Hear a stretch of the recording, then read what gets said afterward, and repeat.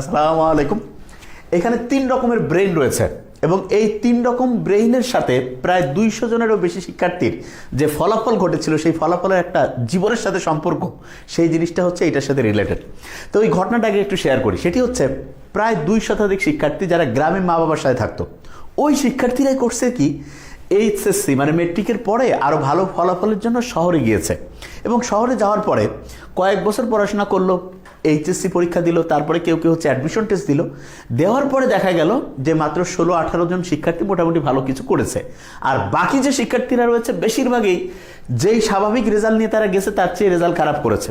এখন তাদের আসলে ঘটেছিল কি সেটা বুঝতে গেলে এই 3টা ব্রেইনকে আমাদের অ্যানালাইসিসের মধ্যে আনতে হবে। তো এইটা বোঝার আগে আমরা গোল্ড ফিশের নিশ্চয়ই নাম শুনেছি। গোল্ড ফিশ এইটার একটা জিনিসের উপরে ফোকাস করার মানে একটা জায়গায় হচ্ছে অ্যাটেনশন দেওয়ার সর্বোচ্চ ক্যাপাসিটি হচ্ছে 9 সেকেন্ড। তা যে কেউ বলবে যে 9 সেকেন্ড এটা তো খুবই কম, কিন্তু সবচেয়ে ভয়ঙ্কর যে দিকটা সেটা হচ্ছে মাইক্রোসফট কোম্পানির নাম আমরা শুনছি নিশ্চয়ই, বিল গেটসের যে বড় কোম্পানি, সেই কোম্পানি বেশ কিছুদিন আগে একটা গবেষণা করছে, করে হতবাক হয়ে গেছে। বেশিরভাগ মানুষ 8 সেকেন্ড আছে না, 8 সেকেন্ড পরেই আর একটা জায়গায় ঠিকভাবে মনোযোগ ধরে রাখতে পারছে না। তার মানে আমাদের যে মনোযোগের ক্যাপাসিটি আগে অনেক ভালো ছিল, সেটা কত ভালো ছিল। অ্যান্ড্রু কার্নেগির একজন নাম রয়েছে, ইনি ছিলেন 1835 সালে জন্ম নেওয়া আমেরিকার একজন হচ্ছে বলা যায় সবচেয়ে ধনী মানুষ। প্রথম জীবনে খুবই গরিব ছিল, পরবর্তীতে ধনী হয় এবং উনি অনেক অনেক হচ্ছে সম্পদ অর্জন করে। সমস্ত হচ্ছে যে ওটাকে বলবো যে এজেন্সি যারা হচ্ছে যে রাষ্ট্রের বিভিন্ন গোয়েন্দা বাহিনী, তারা চিন্তা করছিল ইনি এত টাকা করলো কি করে।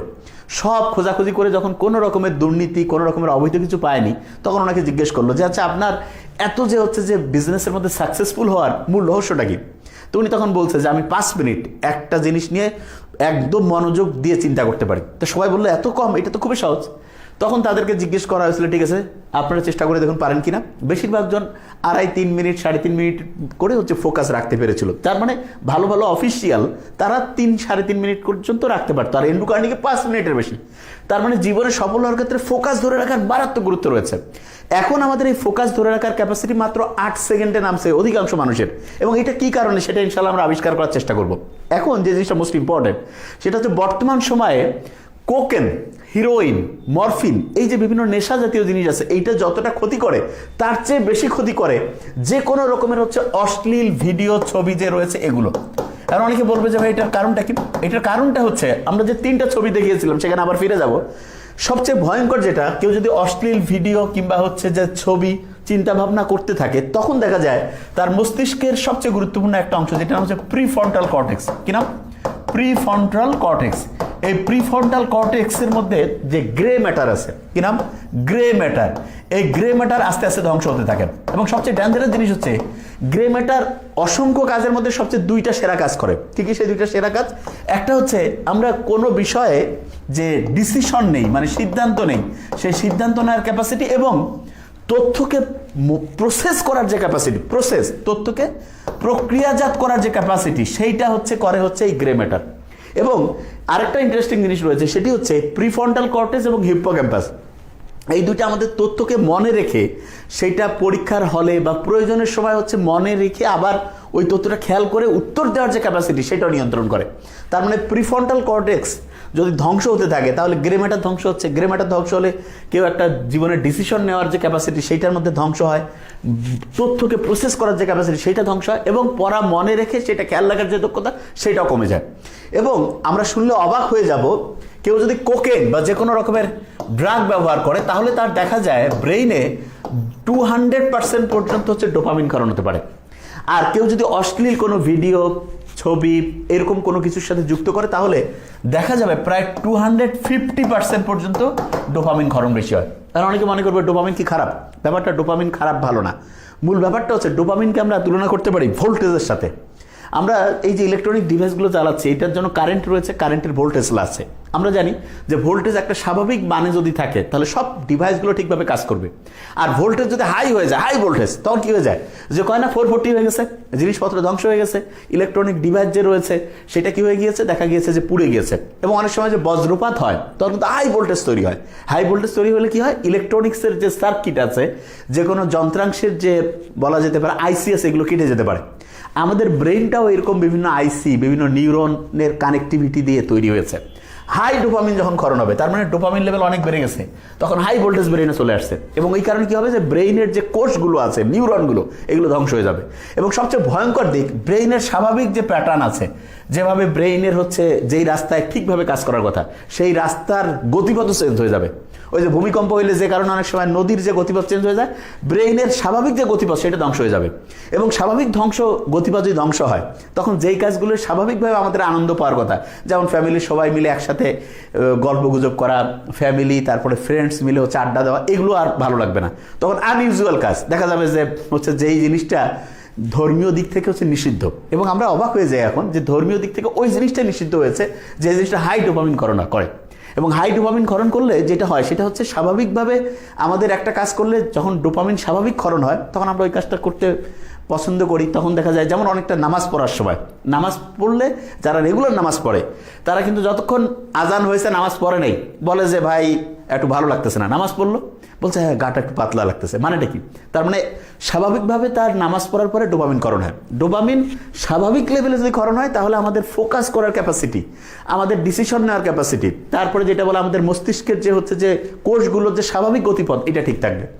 আর কোনো কারণে যে কেউ, সেটা ওই খারাপ ড্রাগ হোক, অশ্লীল ছবি হোক, ভিডিও হোক, যে কোনো কিছু হোক, এগুলোর মাধ্যমে যদি ব্রেইনে হাই ডোপামিন তৈরি করতে থাকে, তখন দেখা যাবে তার ব্রেইনের যে অসাধারণ ক্ষমতা আল্লাহ দিয়েছেন, সেই ক্ষমতা আস্তে আস্তে ধ্বংস হয়ে যাবে। এবং এইটার কারণে এখন দেখা যাচ্ছে ADHD, এটা কি? এটা হচ্ছে attention deficit hyper activity disorder. এই যে এটার কয়েকটা সাইন আছে, যেমন দেখা যাবে কিছু ছেলে পেলে আছে না, যে খুব তাড়াহুড়া করে হাঁটতেছে, মনে হচ্ছে দৌড়াচ্ছে, এইটা মূলত অ্যাটেনশন ডিফিসিট হয়েছে, এবং একটা জিনিসে ফোকাস করার ক্যাপাসিটি নেই। এবং দেখা যায় যে জীবনের যে নির্দিষ্ট গোল, সেই গোল ওরিয়েন্টেড কোনো হচ্ছে কাজ সে করছে না, কিন্তু সারাদিন ব্যস্ত, তার মানে তার মনোযোগ ধরে রাখার যে ক্যাপাসিটি, সেটা ধ্বংস হয়েছে। এবং এই কারণে দেখা যায় আগেকার দিনে যখন আমাদেরকে এই যে পাক ভারত উপমহাদেশের মানুষজনকে শাসন করত, তখন বিভিন্ন কি দিয়েছিল, মানে হচ্ছে বলা যেতে পারে মদ, তারপরে নেশা জাতীয় জিনিস ধরাই দিয়েছিল। আর এখন মুসলমান বা অন্য যে কোনো ধর্মের যারা তরুণ ছেলে মেয়ে, তাদেরকে ধ্বংস করার জন্য এই যে অশ্লীল ভিডিও, তারপর হচ্ছে কি বলে ছবি, এই যে অপ্রয়োজনীয় হচ্ছে নগ্ন হচ্ছে ইনস্টাগ্রাম ছবি, এই যে জিনিসগুলো, এগুলোর মাধ্যমে ব্রেইনে হাই ডোপামিন ক্ষরণ হচ্ছে এবং ব্রেইনের কোষগুলিকে ধ্বংস হচ্ছে। আমরা ওই ছবিতে একটু পরে যাব। এবং এইটা এতটাই ডেঞ্জারাস, আফিম যুদ্ধ দুইবার হয়েছে। একবার হয়েছিল 1839 সালে শুরু হয়েছিল, 1842 পর্যন্ত শেষ হয়েছিল। এটা হচ্ছে যে চীন এবং ইংল্যান্ডের মধ্যে হয়েছিল। সেই যুদ্ধে দেখা গিয়েছে যে নানকিন চুক্তি হয়েছে, সেই চুক্তির মারফতে হংকং যে দেশ, সেইটাকে হচ্ছে যে চীনের কাছ থেকে ইংল্যান্ড তার নিজস্ব হচ্ছে যে ইজারায় নিয়ে নেয়। এবং আরেকবার আফিম যুদ্ধ 1856 সালে শুরু হয় এবং 1860 পর্যন্ত হয়। সেই দ্বিতীয় যুদ্ধ যে হয়েছিল, সেই যুদ্ধটাও কি ছিল, মূলত আফিম কেনা বেচা করতো। ইংল্যান্ড চাইতো যে আফিম আমরা যে কেউ হচ্ছে দিতে পারবো, এবং সেইখানকার যে চীনের যারা হচ্ছে অফিসার ছিল, তারা চাইছিল যে না, এটা দিয়ে তো যুব সমাজ ধ্বংস হয়ে যাচ্ছে। এবং সেই সময় অন্যায় একটা যুদ্ধ করলো, এবং সেই যুদ্ধে দেখা গেল জিতলো কিন্তু হচ্ছে অন্যায়কারী, যে তারাই জিতছে শক্তির উপর ভিত্তি করে, এবং জিতে তারা অন্যায় চুক্তি করলো, এবং বিভিন্ন যে চীনের যে পোর্ট ছিল সেগুলো দখল করে নিয়ে আফিমের ব্যবসা নিরবিচ্ছিন্নভাবে করতো। তা আফিম যতটা আমাদের জন্য ওই সময়ের জনসাধারণ ইয়াং ছেলেমেয়ের জন্য যতটা ক্ষতিকর ছিল, তার চেয়ে এখন ক্ষতির বেশি কারণ হচ্ছে অশ্লীল এইরকম বিভিন্ন ভিডিও, তারপরে ছবি, তারপরে অপ্রয়োজনীয় জিনিস, যেটা এক কথায় ধর্মীয় দৃষ্টিকোণ থেকে নিষিদ্ধ। অনেকে বলে যে ভাইয়া মোবাইলে আমি দেখতেছি, এটা কি পাপ হবে? সবচেয়ে সহজ ব্যাখ্যা, খালি চোখে দেখা যেটা জায়েজ, সেটা মোবাইলে দেখা জায়েজ। আবার বলছি, খালি চোখে দেখা জায়েজ, মোবাইলে সেটা দেখা জায়েজ। আর খালি চোখে দেখা যেটা হচ্ছে হারাম, নিষিদ্ধ, সেটা মোবাইলে দেখা নিষিদ্ধ। তার মানে মোবাইলে আমরা কখনোই সেই রকম কার্যে হচ্ছে ব্যস্ত থাকবো না, যেটা ফ্যামিলির সবাই মিলে আমরা দেখতে পাবো না, সবাই মিলে হচ্ছে যেই এন্টারটেনমেন্টের মধ্যে আমরা নিজেদেরকে ব্যস্ত রাখতে পারবো না, সেইটা কোনো ক্রমেই মোবাইলে করা যাবে না। এবং এটা যদি করি, তাহলে ভয়ঙ্কর যে দিকটা, ব্রেইনের ধ্বংস হচ্ছে। ধ্বংসটা কেমন? কোকেন, হিরোইন, এগুলো খাইলে, এগুলো রেগুলার অ্যাডিকশন করলে, অ্যাডিক্টেড থাকলে 200%, আর এই অশ্লীলতায় জড়িত থাকলে 250%। আল্লাহ কত অসাধারণ করে বলছে যে মোমেন পুরুষ আর মোমেন নারী পরস্পরের বন্ধু, তোমরা পরস্পর তোমাদের দৃষ্টিকে হচ্ছে সংযত করো। আর নারীদেরকে বলছে যে জাহিলিয়াতের যুগের মতো নিজেদের হচ্ছে উন্মুক্তভাবে প্রদর্শন করো না। এখন দেখা যাচ্ছে যে সমাজের যত রকমের অন্যায় অশ্লীলতা আছে, এইটার যত রকমের অপরাধ আছে, তার মধ্যে ব্রেন ঠিকভাবে কাজ করছে না এবং হচ্ছে যে হাই ডোপামিন ক্ষরণ হচ্ছে, স্বাভাবিক অ্যাক্টিভিটিস নষ্ট হয়ে যাচ্ছে। এখন কথা হলো যে এই কাজগুলো আমরা অনেক সময় হচ্ছে অ্যাড্রেসও করি না যে এগুলো যে অন্যায়, এবং এই ক্ষেত্রে অভিভাবকদের উচিত যে সন্তানদেরকে এখন থেকে জানিয়ে দেওয়া যে হ্যাঁ, যে যেইটা ধর্মীয় নীতিমালা রয়েছে সেইটা যদি মানো তাহলে তুমি ভালো করবা, না হলে কিন্তু আস্তে আস্তে ধ্বংস হবা। ওই যে 200 স্টুডেন্টের কথা বলেছিলাম, 2 শতাধিক শিক্ষার্থী যারা গ্রাম থেকে শহরে গিয়েছে, এদের মধ্যে সাধারণত দেখা গিয়েছে 3 রকম স্টুডেন্ট হয়েছে। এক রকমের শিক্ষার্থী ছিল যারা ধর্মীয় নীতিমালা একদম ভালো করে মানতো, এবং তাদের ক্ষেত্রে যেটা হয়েছে ধর্মীয় নীতিমালা মানার কারণে দেখা গিয়েছে তাদের ব্রেনটা স্বাভাবিকই ছিল। কীরকম ব্রেন ছিল স্বাভাবিক, সেটা হচ্ছে এই প্রথম ব্রেনটা, এবং এইটার কারণে তারা অ্যাটেনশন ধরে রাখতে পারতো, ফোকাস ধরে রাখতে পারতো, পড়াশোনা করতো, রেজাল্টও ভালো করতো। এই যে দ্বিতীয় যে রয়েছে, এগুলো হচ্ছে ড্রাগ অ্যাডিক্টেড হয়েছে কিছু কিছু ছেলেপেলে, যে একটু বন্ধু বান্ধবের সাথে সিগারেট হ্যান ত্যান খাওয়া শুরু করলো, ব্রেনের ধ্বংস হলো এবং পড়াশোনা ধরে রাখতে পারছে না, পড়ায় আগ্রহ নাই, মেজাজ খিটখিটা গরম, আচরণ খারাপ, হাই অ্যাক্টিভিটি মানে হচ্ছে যে ভাবচক্কর বেশি, এদের রেজাল্টও জীবনে ভালো কিছু হয়নি। তৃতীয় গ্রুপ, এরা অশ্লীলতায় জড়িয়ে গেছে, এই বয়ফ্রেন্ড গার্লফ্রেন্ড, তারপরে হচ্ছে যে বিভিন্ন অশ্লীল জিনিসের সাথে যুক্ত হয়ে এদের ব্রেন আরও বেশি ড্যামেজ হয়েছে। এবং এই 3 গ্রুপের মধ্যে যারা ধর্মীয় নীতিমালা মারছে তাদের রেজাল্ট আলহামদুলিল্লাহ ভালো হয়েছে, আর এই 2 গ্রুপ ধ্বংস হয়েছে। তো এই 2টা গ্রুপের মধ্যে যে কেউ যদি এখন প্রশ্ন করে যে কেউ যদি এই যে ড্রাগের মধ্যে অ্যাডিক্টেড, অশ্লীল জিনিসে অ্যাডিক্টেড হয়, তাহলে তার ফিরে আসার বুদ্ধি আছে কিনা? আছে। একটা শব্দের মধ্যে এই ফিরে আসার বুদ্ধি আছে, সেই শব্দটা হচ্ছে রিলিজ। যে কোনো প্রবলেম ইনশাল্লাহ আমরা এই শব্দকে বিশ্লেষণ করে বের করে ফেলতে পারবো। সেটা কি? আর্ট হচ্ছে রিকগনাইজ। যে কোনো শিক্ষার্থীকে আগে বুঝতে হবে যে হ্যাঁ, আমি যদি অশ্লীল কোনো কিছুতে কিংবা যেটা বলা যায় ধর্মীয় নীতিমালার বাইরে সেইটা, এবং খেয়াল রাখতে হবে যেই কাজটা আমি করার পরে অন্যের সামনে মানে হচ্ছে গর্বভরে বলতে পারি সেটাই খারাপ কিছু, সেইটাতে যদি আমি জড়িত হয়ে থাকি তাহলে তওবা করে আল্লাহর কাছে ইস্তেগফার করে, আর কি বলে এটা কি জানি, মানে হচ্ছে যে ভুল স্বীকার করে যে আমি ভালো হতে চাই, এইটা যখনই চিন্তা করবো ইনশাআল্লাহ আমাদের ব্রেনকে এমন অসাধারণভাবে আল্লাহ বানিয়েছেন, শুনলে অবাক হয়ে যাব। মাত্র 4 সপ্তাহে ব্রেন যতটাই ধ্বংসপ্রাপ্ত, ওই সেকেন্ড বা থার্ড ক্যাটাগরি হলে মাত্র 4 সপ্তাহে আমরা যদি এগুলো থেকে নিজেদেরকে দূরে রাখি, ব্রেন আবার আলহামদুলিল্লাহ আগের অবস্থায় যাবে। এবং সেই জন্য ফার্স্ট যে উইকটা আছে, ফার্স্ট উইকটা কিন্তু খুব কষ্ট হবে। অনেকটা এরকম যে আল্লাহ বলছে না, তুমি যখন অন্যায় করবা সেইটার শাস্তি দুনিয়াও কিছু পাবা, আখিরাতেও পাবা। তো ওই যে 2 নাম্বারই যা কিছু করছি সেইটার জন্য ফার্স্ট উইক কষ্ট হবে, প্রচুর কষ্ট হবে, এবং ঘুম আসবে না, হাত পা ব্যথা করবে, মানে খাওয়ার রুচি কমে যাবে, ভয় লাগবে, বুক ধরপড় করবে, এই জিনিসগুলো হবে। কিন্তু এই যে কষ্টের পরেই আল্লাহর রহমত চলে আসবে। সেকেন্ড উইক থেকে শুরু হতে থাকবে কি, কষ্ট কমতে থাকবে, কষ্ট কমতে থাকবে, ভালো লাগা শুরু হবে। থার্ড উইকে কষ্ট আরো কমতে থাকবে, আর একটু ভালো লাগা শুরু হবে।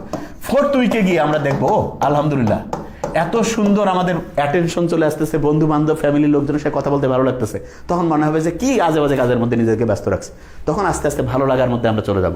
তা এই first week, second week, third উইকটা আল্লাহর সাথে কানেকশন থাকতে হবে। ফ্যামিলির যারা রয়েছে তাদের কাছে কি হতে পারে, যে কোনো সমস্যা আগে রিকগনাইজ হয়ে গেছে, এরপরে ইতে হচ্ছে কি সব সময় যেটা বলি এঙ্গেজ রাখতে হবে, তাকে ব্যস্ত রাখা, 5 ওয়াক্ত নামাজ পড়া, ধর্মীয় নীতিমালা, ভালো বই পড়া, আস্তে আস্তে সে পজিটিভ হয়ে যাবে।